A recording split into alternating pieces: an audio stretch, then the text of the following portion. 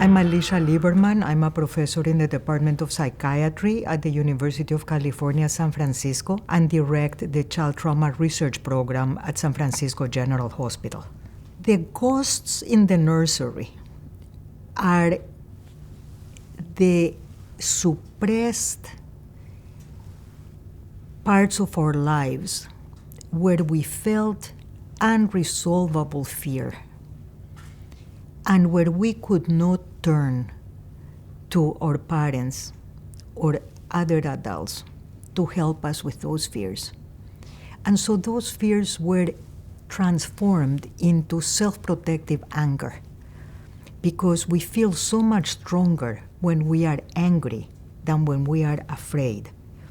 And children who feel helpless need to find some place in themselves that makes them feel strong when they cannot rely on their parents for assistance. And those patterns of transforming anger as a mechanism to fight fear get reenacted with the children that they have. So that when a baby cries, the parent says, "That crying is not important. Shut up." Those are the ghosts that keep reappearing and interfering with our capacity for loving relationships. What we find in our studies is that when we help parents reconnect with long-forgotten memories of feeling supported, feeling loved, feeling wanted, new gates of hope open up for them. And they can use those memories as guides for what they want for their children and how they want to be with their children. And so we use angels in the nursery as antidotes to the ghosts. There are times when parents cannot remember those memories. And we say to them, there's always time to create new memories. Right now, in your relationship with your child, you can create angels.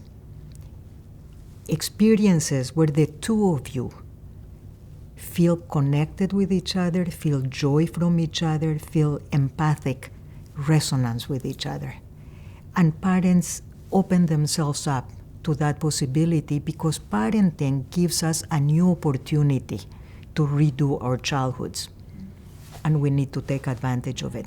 The acknowledgement that our lives are a chiaroscuro, to borrow an image from painting.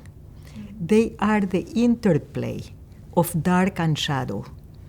And sometimes it is the shadow that enables us to see the light in all its contribution. What we find very often is that when we talk with parents about their childhoods and they start reflecting on what happened to them, they also start thinking about what their parents' experiences were. And they start finding that their parents had a difficult childhood. And there's a new compassion for how come their parents could not be for them what they wanted them to be.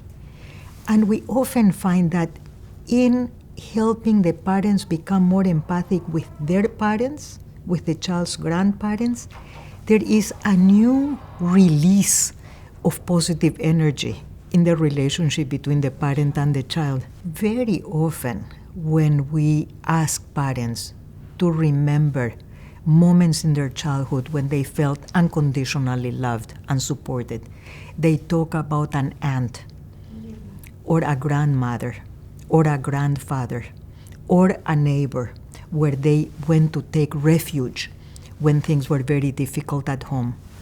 And that's why I think the old African saying of "it takes a village to raise a child" is so helpful, because creating a sense of community can really help parents at those moments when they're too tired, too distressed, too disconnected, too absorbed in their own difficulties to be available to their children.